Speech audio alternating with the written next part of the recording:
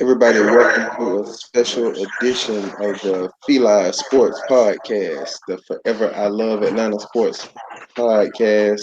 Here with your boy Coach Mario and my co-host the Don. What's going on today, man?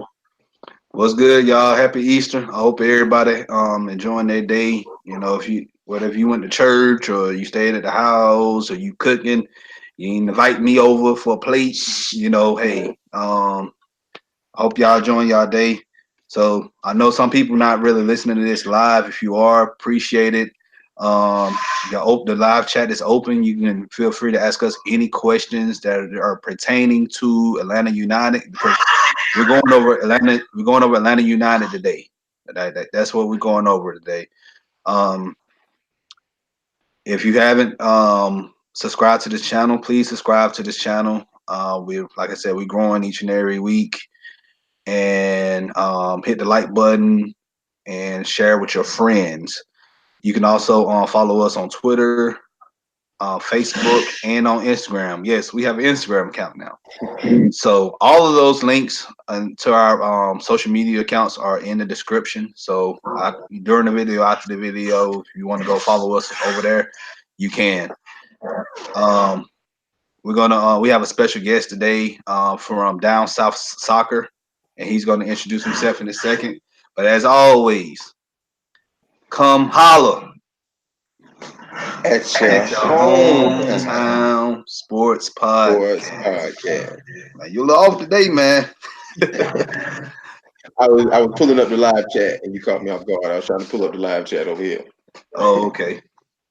All right. Well, go ahead, Rob, and introduce yourself. Plug your information. Hey guys, this is Rob Usry, managing editor, Dirty Soft Soccer. You can follow me at Rob Usry or follow the blog at Dirty South Sock. Thanks for having me, guys.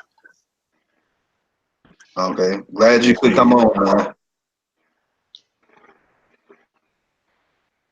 All right, man. So I guess we can get into running down the news of the week since we talked last. Our Hawks are off chilling for the summer. No news there. Braves uh, been playing Arizona the Diamondbacks. We were home against the Diamondbacks. We lost that 4-1 Thursday. We were talking during the show, and then Friday we went to Cleveland. We got rained out, and yesterday we had a doubleheader. And game one, we dropped game one 8-4, but we won game two 7-8. Julio got roughed up a little bit in game one. He gave up like a five earned. Tonight we're still in Cleveland. We have the Indians again. That was a great game last night. They came back in the ninth inning Yeah, and pretty much won it. Like it looked like yesterday was like going to be a bad sports day for Atlanta, like it yeah. always normally be. But like the Braves, they came through last night and they, took care of business. Hopefully they can, I guess, stay on a hot streak, get back on a hot streak. Because I know lately they haven't been playing well. It's been pretty much the same issue. All pretty much these past few weeks, bullpen trash. So we can, get some confidence in these pitchers, and play solid on baseball. We can do good. It's Well, it's funny yesterday, the game, that late comeback, man, it reminds you of a little league game. I mean, it yes, reminds you you did. That's what I of was a little thinking league too. game. It was classic little league game. What's going on in Falcons news, Don? Yes. Well, we covered some Falcons information on Wednesday when we had Real Pat Man. Shout out to Real Pat Man on unintentional grounding. But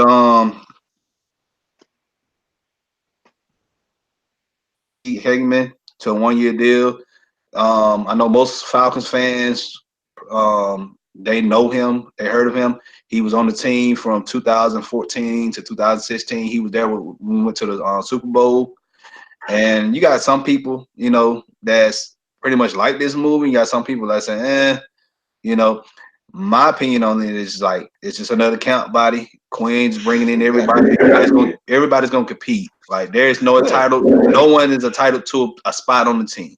Everybody's gonna everybody battle can it get a out now. 1 year deal. Yeah, it's a 1 year deal. It's a 1 year deal, and it's insurance policy because you never know. We may not get our guy in the draft. So this is a safe. This is safe. It's a safe signing, And like I said, during training camp, everybody's gonna compete, and whoever come out, the strongest, they're gonna start week one. So that's all I got to say Um, about that. So I think people don't realize that 100 players come to camp. 53 are gonna make the everyday roster, and you're gonna have eight uh, practice squad players. So 100 guys are coming to camp anyway. So when people say, "Oh, we signed so and so," they still have to make the team. I mean, anybody who is not on a multi-year deal or did not get a substantial signing bonus, I mean, they're like I said, they're competing for a spot on the team. Usually, anybody who's drafted fourth round or better or later is competing for a spot on the team. That doesn't mean they're going to make the team. Usually, first through third round is going to make the team, but that's no guarantee. But usually, they are. Yeah. yeah, All right, and I guess that brings us right to the topic at hand. Atlanta United had on the Powder Blues yesterday. When I turned on the game, I kept like, man, do I have on the correct game? The Powder Blues threw me off a little bit. We dropped to Dallas um, 2-0 yesterday. Uh, had some chances to score late. It was exciting. Um, Dallas got a super early goal and were able to hang on, and we just weren't able to get over the hump and tie or get the win. yeah, yeah. Well, I'm gonna give props. I'm gonna give my props. That Dallas goalkeeper yesterday, that boy something special, man. Like he did a great job. Like making sure nothing get past him. Rob, you saw the game yesterday, did you? Of course, yeah. Yeah, am I pretty much accurate with what I just said? Yeah, I mean, you got to give credit to Jesse Gonzalez. He was had a great game. I think if you talk about the match the past weekend where you played so well against New England, I don't think there was much difference in the performances. It was just the ball didn't go in the net in one game like it did the other game. Mhm. And man, yesterday we had probably about four shots that just missed. We had a couple shots that I mean, at least four that I can remember just right off the top of my head that just missed that I thought were going to be goals. So I mean, we were mad about the offense the same a couple weeks ago, but yesterday I saw some shots on goal. We just didn't make them. Yeah. So Rob, do you think that the thing with the offense is more overblown, or do you think it is a problem with with us scoring? No, I wouldn't worry about it too much. I would actually say it's probably encouraging how many chances we've had. If you look at the first four games, it was very demoralizing how we were playing. We just didn't create anything. It was pretty bad. But these last two games, we've created so many chances.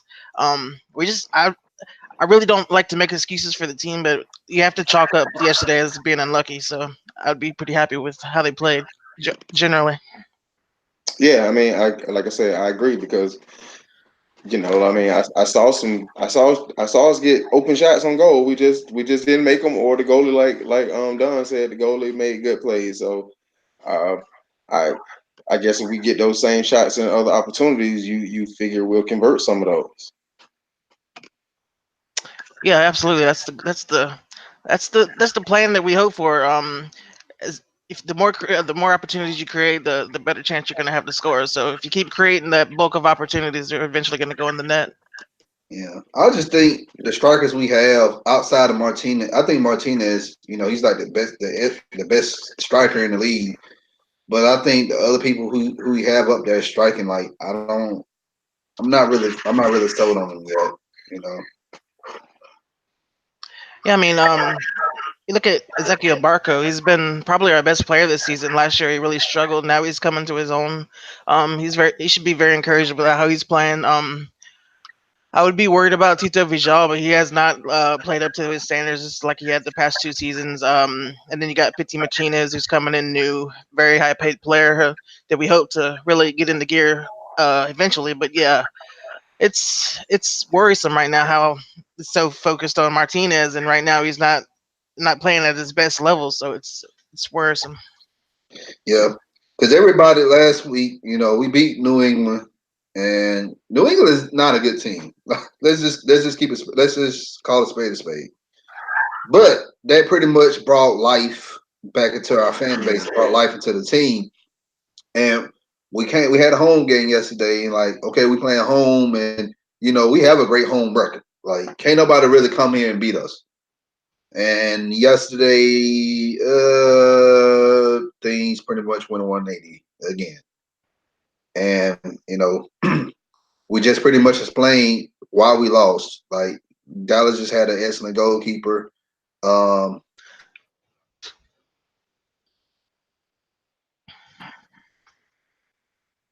okay, I thought you were about to say something. But yeah, Dallas had a great goalkeeper, and, it just, our defense yesterday, they was a little bit off. Just a little bit off.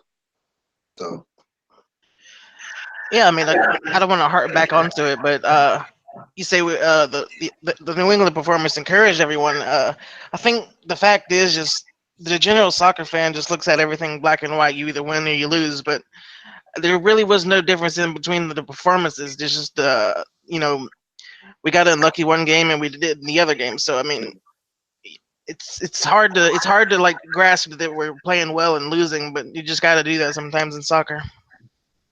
yeah. Yeah, it's and it's still early. A lot of fans don't understand that.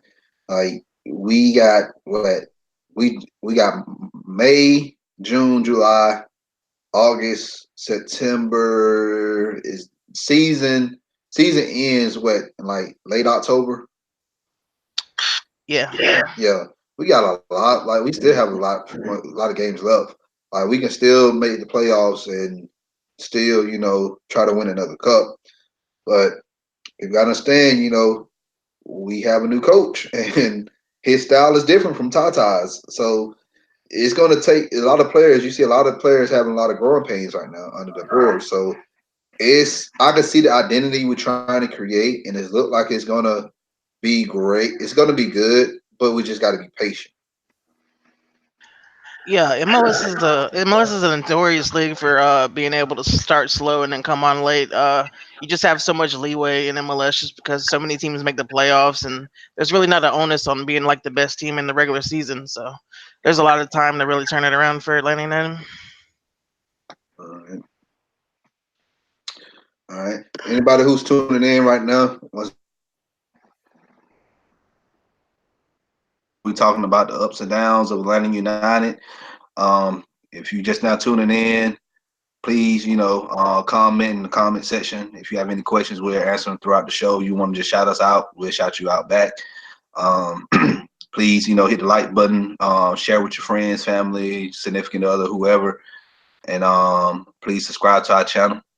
So, If we miss the playoffs, the city will call for Frank's head. If say that again.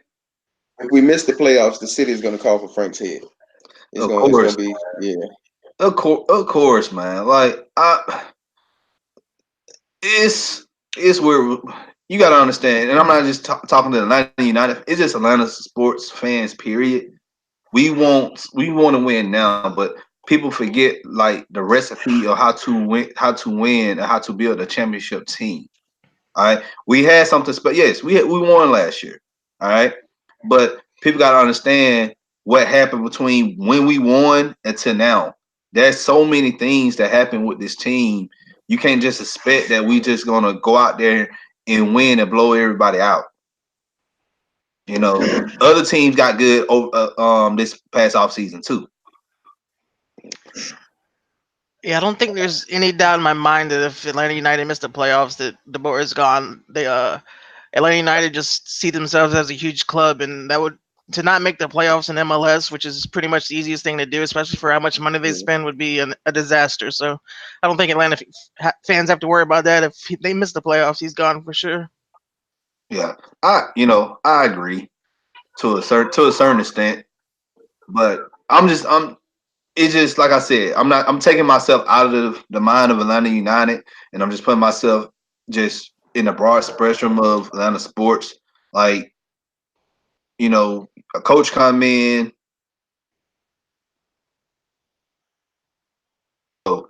and and it made me sick to my stomach yesterday. And we're going into another topic right now. The fans leaving early, not standing there and just watching the game in its entirely. You know, I don't understand that. You know, I really don't understand why fans are leaving early. Yes, we was down. We was down 2-0. I believe it was like at the 83rd minute or something like that. Joseph hit made a shot, but before then, a lot of fans was leaving. Support the team. You bought a ticket to go see the game, see the game in its entirety. That just that right there, that's not on national TV at that. That right there doesn't send a good message to the sports world. And people are gonna say, "Oh, well, Atlanta still is a transit city. Atlanta, people only go show up if you winning. If you losing, ain't nobody go show up." That's why we get a bad rep because of fans like that just want to just up and leave. The real fans always stay at the game. The people who come for the entertainment factor, Atlanta.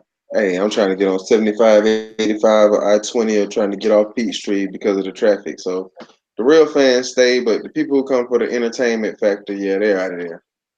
But here's my thing. Beat I hate that beat traffic.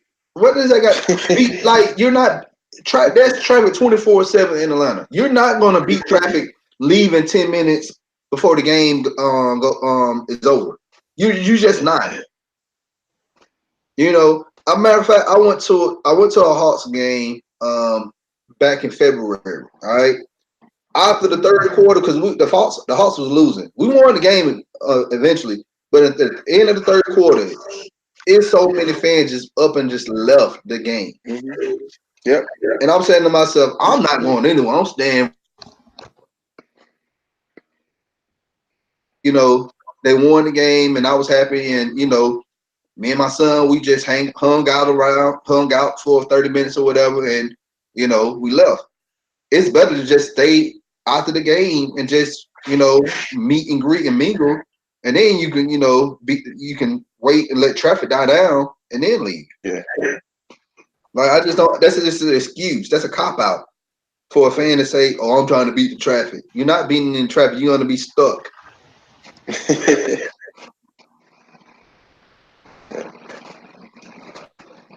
So, and to another topic, when we won the championship last year, you have some people in Atlanta. Yes, I'm gonna call people out. Some people that never followed soccer or never played soccer. They got aboard. Atlanta United, which is good because the team needs it. You're supposed to support your own local team, but you see now a lot of people like, well, I don't want to follow them anymore, or well, I'll come back if they come to the playoffs. So you have casual fans like that. So what's your opinion on that, Rob? Yeah, I mean, it's a tough situation because, like you said, there are a lot of casual fans, but there are diehard fans too. It's just you got to take the good with the bad.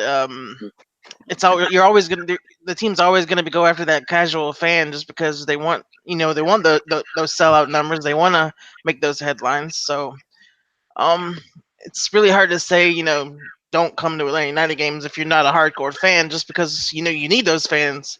So um, it's just a tricky situation. I mean, you just have to accept that that's going to happen. I think. Yeah, Coach.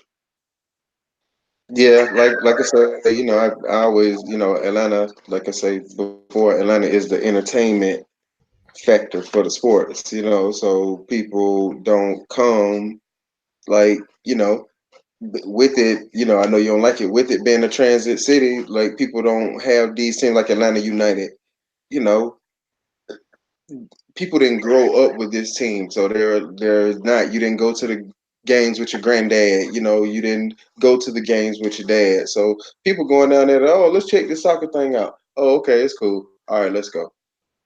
You know, Yeah. so and the same with not just soccer, same with the other sports. Same with the hey, I heard this Trey Young's pretty good. Let's go check him out. Oh, okay, let's go. Hey, I heard Julio's pretty good. Oh, let me go see the new stadium, check out Julio. Okay, we're losing. Oh, okay, let's go.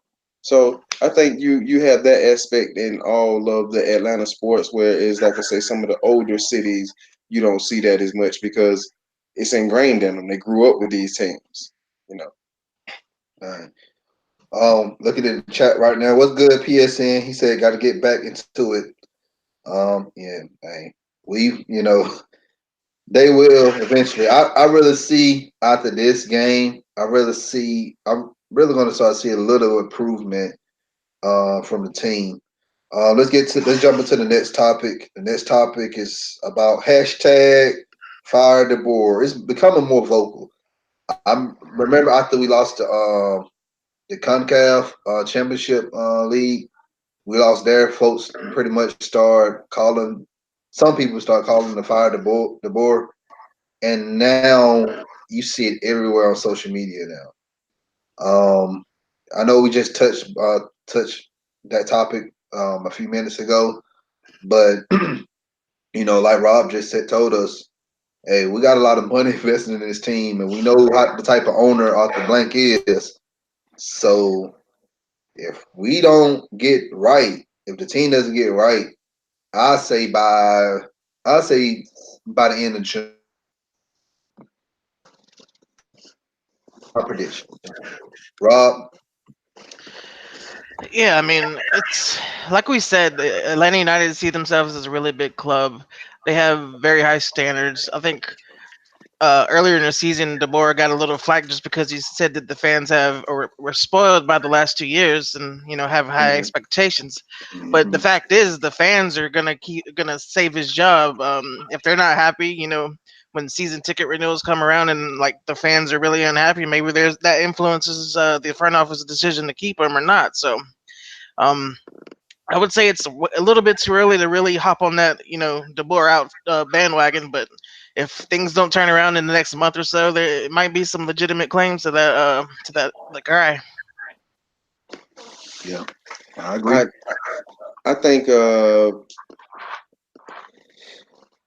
I don't see us going on that catastrophic of a slide. So I don't think that he'll lose his job this year. I think like Rob said though, if we miss the playoffs or something like that, I certainly think he would be gone. But I don't see us like I say, I don't see us being that bad. So it's hard for me to see DeBoer not being here at least to the end of the season. And if you look at the past couple of seasons, correct me if I'm wrong, Rob. Like we started, even with Tata, we started off slow, and like by Hmm. June, we Got start high. catching the Yeah. squad catching their Yep. stride, and they start beating up everybody. Yep. Yeah, that's right. I mean, the first season it was the first year, and everybody gave leeway just because Yep. No expectations. yeah. We made the playoffs eventually, and everything was fine. Second year, I mean, I think we lost the first game, but then we kicked in the high gear and were really good pretty much the rest of the season. So I guess that's what has everyone spoiled. It was always going to be a tough transition period. So uh, you're always going to have to be patient. So yeah, I don't think it's way too early to panic. I agree with Mario. I think it's going to turn around as long as we keep creating these chances we have the past two games. Yeah. I think people just need to chill out a little bit, honestly. Yep. So, Go ahead, Dan. oh, go ahead. I'm just reading. I was about to get on to the next topic. Okay, go ahead. Uh oh, I was actually gonna pose it to Rob. So do do you think Petty has adjusted to the MLS style versus the international versus the style he was used to playing in South America? Do you think he's adjusted now because it seemed like here is more of a tight control game versus and I could be wrong about this because I'm not a super but it seems like the MLS is more tight control game versus the international matches seem to be more. wide open running style. More, it seems like more the style that we played last year. Am I right on that? And do you think he's adjusted? Yeah, it's funny. I said before this season that I thought Pitty's style of play really fit DeBoer, like Miguel's fit Tata. Just how they were so frantic Hmm. and wide open up and down. I thought they fit together. And Pitty's Yeah. more technical and it's just slower pace, so I thought that would fit well. I don't I think last year Barco had a real hard time adjusting. I think the same way with Pitti, but unlike Barco, Pitti's come into a more unstable situation. So it's Mhm. it, it's not only the adjustment period he's going through. It's the team struggling. They don't have an identity, so it's just piled on, made it doubly as hard. So I think uh, he showed some really good signs yesterday of improving. He had some really good moments. So it's way too early to be worried about him. I think. Yeah, I'm not Go worried ahead. about him at all. I do think that he's great. Um, it seems to me that we need some guys that can capitalize off the opportunities he's making. So I'm more concerned about, can the other guys, like you say, Barco and I forget his name, like 15, like can they capitalize on those opportunities when he's able to make a run or he's able to make a pass or a cross or something like that. Yeah, I mean, it's always about the guys who can finish the chances. If Exactly. right Yeah. now it doesn't seem like DeBoer is really his game plan is centered on getting Joseph on the end of those chances. However, Hmm. if we don't get him on the end of the chances, there's really not anyone who's has that mentality to go make those runs and get on the end of those crosses. So Yeah. you either got to change your game plan or find another player who can do what Joseph does. Yeah. Yeah, and Petty, it's gonna take him a while to get used to MLS style of soccer. So I'm not. No one should give up on him yet. We know what we have in him, and it's gonna take us a while for him to to get adjusted, and for him to go out there, with Joseph and Julian Gressel and all those other players to you know say, hey, we have another superstar on the squad, and this is what we're gonna end up doing, and so. But but yeah, I saw it yesterday. Like Joseph had opportunities to score. I don't know if it's just a lack of communication between his teammates or how they was lined up, but it was something that was flawed yesterday. On top of the Dallas goalkeeper pretty much doing his pretty much take everything how it was yesterday and just say, hey, you know, this wasn't Wasn't our day. game, huh? Wasn't our day. It just one our day because you just can't. Because some people just blaming it on, oh, well, it was we didn't have any chances to score. Yes, we did. It just we just met our match. And on top of that, if you go blame the offense, you need to blame the defense because we didn't play good defense neither. Yep. Because we gave up a goal like within the first 10 6 minutes. minutes, yeah, 10, yeah, like That was an that. awesome pass, man. That guy curved that pass right over, man. That run, the pass he made, the assist, it was an awesome assist. And we already know once a team score on us, the first, it's kind of hard to get back. It's hard for us to come back. Like Little League again. So On that, yeah, when we're talking about defense, it really starts with how DeBoer set up his team at home. We really played a very attacking formation and style, and that really left us vulnerable in the back to counterattacks because all they did all game was just basically sit back and wait for us to make a mistake and bomb forward and hit us with two goals. And we saw that a lot in Tata's first year until he made some adjustments and figured out how to defend that. So that's what DeBoer's got to do is figure out how to stop that counterattack.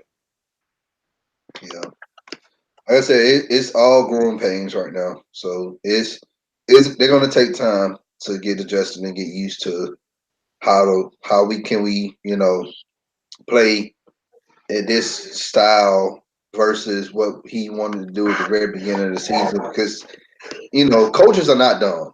They know how to adjust the team the right way. And he have all the personnel on that team to say, okay, well, I'm gonna sit you down for this amount of time, but I'm gonna play you and I'm gonna give you a shot. So, just like I want to hear that. One fan I want to give a spotlight out to is Allison. Her last name's kind of hard, Cupertino, whatever her last name is. But like she pretty much said something on the lines of, if you giving up on this team, then you wasn't a fan to begin with, and that's pretty much is it was very true until a certain extent that it had pretty much, and she's a pretty much founding member of Atlanta United. I'm talking about when the team got off the ground, she was like one of the founding people. So it's like I said, it's going to take time for us to catch our stride. I'm going to say, like I said before, it's going to take us to June. If we don't hit that stride in June, then we can start hitting that panic button. But it's at the end, everybody just needs to chill out.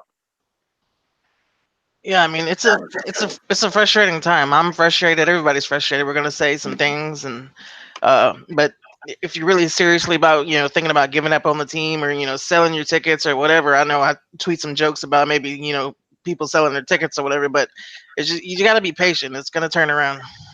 Hmm. I'm with that. Yep, I'm expecting them to hit stride once they get used to each other. Because once they get used to each other, once they get used to the new coach, it is talent on this team. So I'm expecting them to hit hit stride. And unfortunately, this is a football town. So once training camp starts late July, August, people gonna forget about them, and then they're gonna find out like, hey, Atlanta United is doing good. They're in the playoffs again, and then people will try to jump back on board. Exactly. This I'm a quote. If I'm gonna quote something, I'm gonna quote it the right way. This is Alison Cupertino. I just pulled it up. She said, "If you're an Atlanta United fan, question the team and the coach, and get out there and cheer for them. For the, I'm gonna bleep it out for the team." And she said they need us more than ever, and I'm not about to be a fan that proves all these other people right. I'm all in. That's what's up, Alice. That's we need a lot of fans like that. And I'm not just talking about for United, I'm talking about for like the Falcons, Braves, Hawks, your Bulldogs, Mario, the Yellow Jackets, whoever. Yeah. And we don't hate tech on this show. Y'all saw I tweeted made a tech yesterday. We don't hate tech. Hey, where my tech supporters at Yeah, on this show? we support Georgia State, Yeah, Kennesaw State, Kennesaw State, all of them.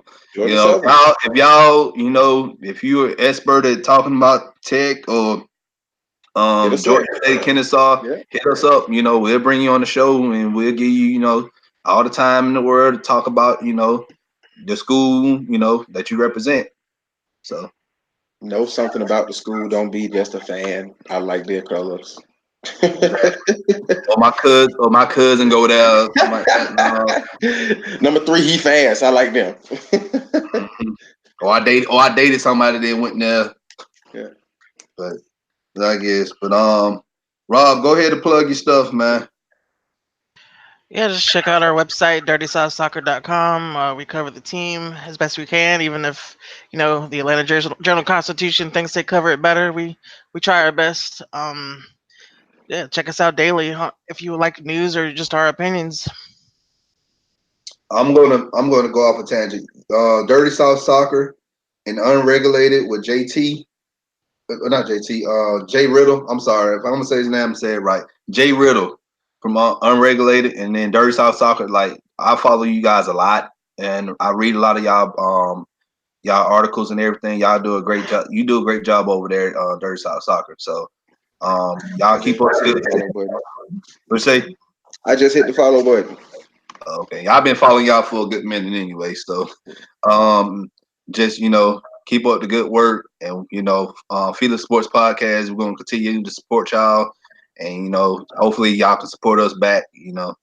So Yeah, absolutely. Thanks for the support. We'll shout you guys out for sure. all right, appreciate it. Anything else you need to share, Mario, Coach? Nope. I just want to say one thing. Well, one thing. Yeah, I don't know. I know Don doesn't care. Rob, you know winter is here though, don't you? Oh, I'm down for winter. I'm ready for it to be here. I'm ready Okay. for it all. Let's go. Okay. And on that note, hey, Don's not a watcher. yeah. He's not I a don't strong watch. I don't watch it, but I know one thing that's about to be here though: What? the NFL draft. Oh yeah, that is coming so up. so And on yes. that note, Yeah. So Thursday, I'm just going to announce it. Thursday, we're going to be doing our draft cast. It's not going to be live on YouTube. We're just going to pretty much hang out on Google Hangouts. I'm trying to choose between 7 to 10 people that can hang out with me. We can just sit here and just talk football and talk about all the picks. And then at the end of end of the first round, me and Coach we're gonna go live and we're gonna pretty much talk about the draft pick. Mad Mike Sports. He's gonna come over and he's gonna be our guest that night. And then Tuesday, not Tuesday, after the second day, which is Friday evening, we're gonna have Aaron Freeman from Locked On Falcons podcast. He's gonna come on and we're gonna talk about our day two draft picks. And then the last day of the draft, rounds 4 through 7 after we make our selections from those rounds, we're gonna have Pat Man. He's gonna come on again, and we're gonna talk about those picks. So it's gonna be a busy week here on FILA Sports Podcast. So please make sure you guys follow along with us. Once again, please subscribe to our YouTube channel. Share our channel with your friends, and hit the like button. So as always, come holler come follow at your at the hometown Hometown Sports sports Podcast. On podcast. that note, y'all have a great Easter, and we'll see you guys Thursday evening. Have a great week.